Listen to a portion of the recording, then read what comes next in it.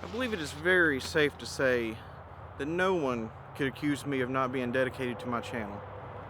It is a whopping 20 degrees out here this morning, so let's get started.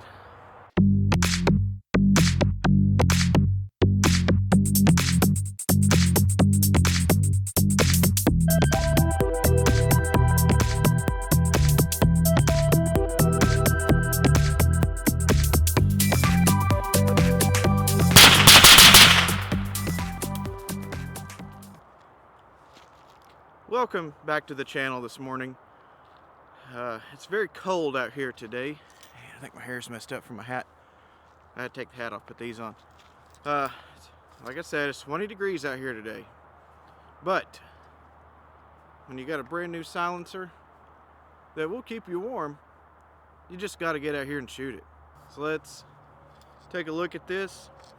I'll tell you a little bit about it, how I got it, how long it took me to get it, and we'll take a few shots here with this rifle. And I brought my 22.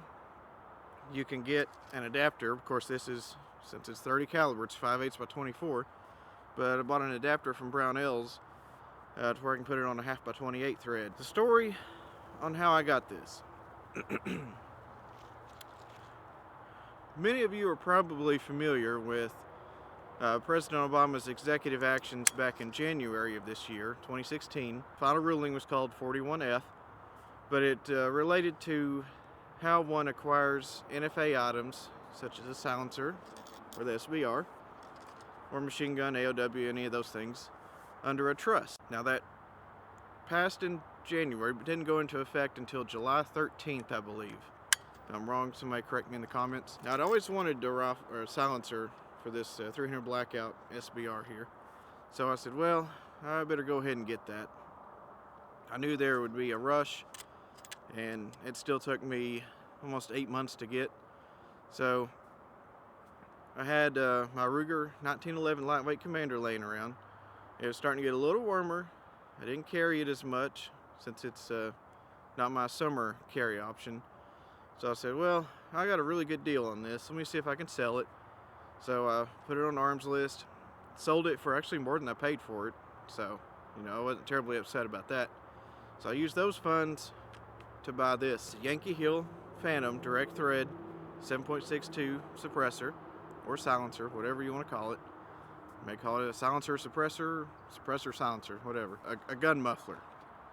So March 1st, I hop on silencershop.com, and I kept going back and forth if I wanted a direct thread or the quick detach model. Eventually, after doing some research, decided, for the price, what I wanted it for, and a few other things, that the direct thread was my best option. So that's how I went. So I ordered it March 1st, and if you're familiar with the process, you'll know what I'm talking about.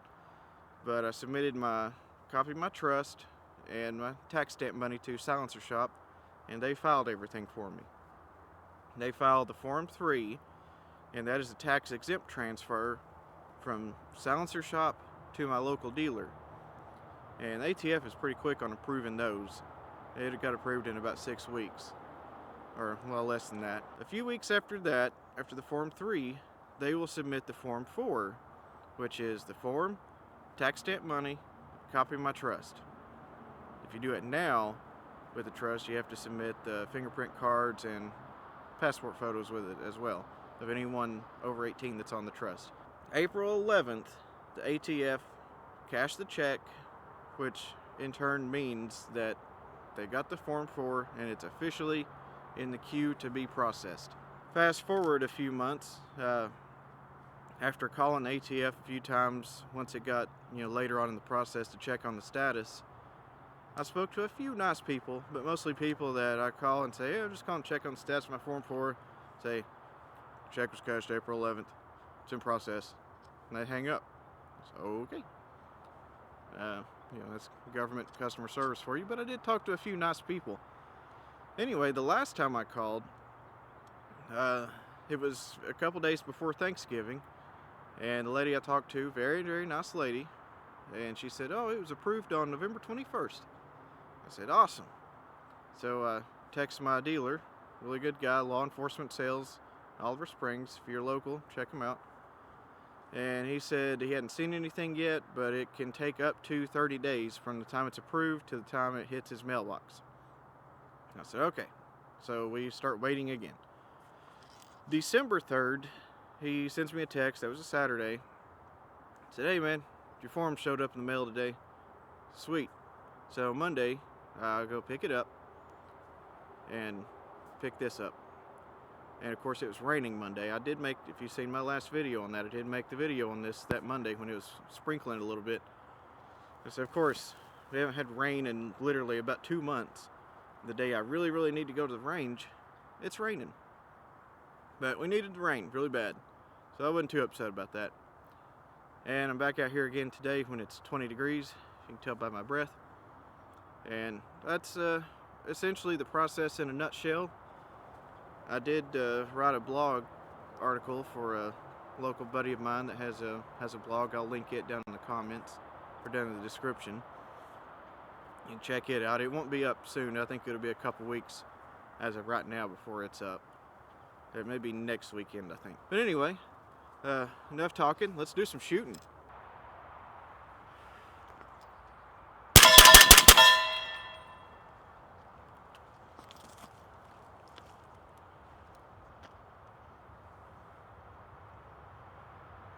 Smoking. 208 grain Hornady AMAX rounds. These are subsonic, and out of a AR type semi-automatic rifle, I would describe the sound of these as shooting standard velocity 22s out of a rifle unsuppressed. The silencer on a semi-automatic does not silence it per se. It does take the volume down considerably, but it's still loud. I do plan on getting a bolt gun in 300 blackout fairly soon to really explore, how quiet these can be. From everybody I've talked to that has those, it says it's so quiet, all you hear is the hammer fall and the bullet hitting the berm or your target, whatever you're shooting at. So these are still pretty quiet out of this gun, and they're subsonic, so I can safely shoot the steel target down here. And we're going to do that right now. And I might take my ears off. Right now they're keeping me warm. Not really a hearing issue, just a cold issue.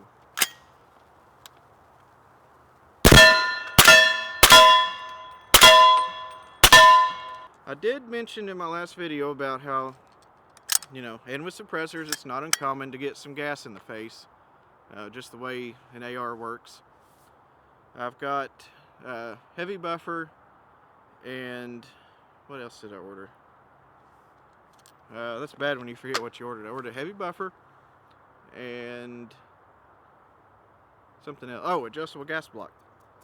A buddy of mine online told me that with the heavy buffer and adjustable gas block, you can really tune the gas to be just perfect, just enough to what you need, to where it's not overgassed and blowing crap all in your face. So we're gonna try that.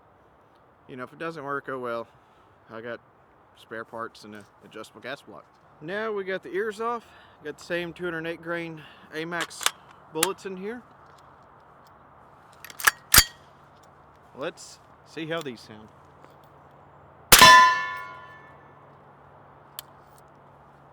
Wow. That bullet smacking the target is louder than any of this stuff here. And it's really not too bad today as compared to the other day. But the other day it was like 50 degrees, 55. As opposed to 20. If anybody's wondering, I'm just trying to see how many times I can say 20 degrees in this video. Since it is so much colder, you do get a slower powder burn rate, so they may be slightly more subsonic than they were the other day. Let's try it again.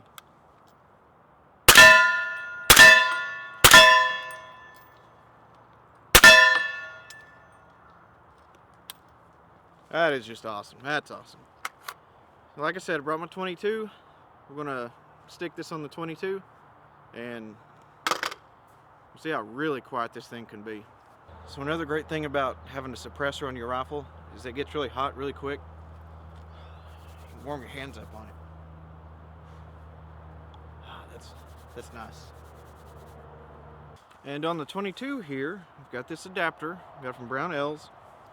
I thought about just getting a cheap one on eBay, but considering this is a fairly big investment in the can here, I didn't want to cheap out over just a few dollars getting a Chinese adapter or whatever, so I got a good one from Brownells.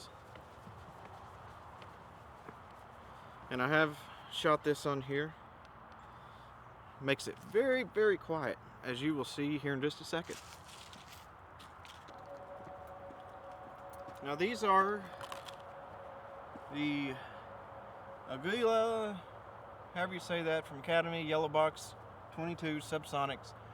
I didn't realize they were subsonics when I bought them, and they wouldn't function in this rifle all that great. With the suppressor they do, but unsuppressed they just don't have enough power to function this, so I've had several boxes of these sitting back for a while for just this purpose. Wow, that is awesome. The only thing you hear is the bolt moving and the round smacking the target. Let's do a few more on the target, and I'll shoot one just into the berm so you can hear that difference. And now it just went into the berm.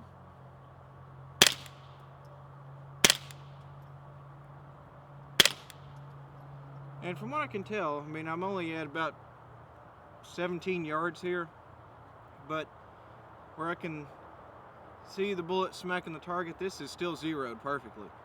Maybe even better than with it unsuppressed.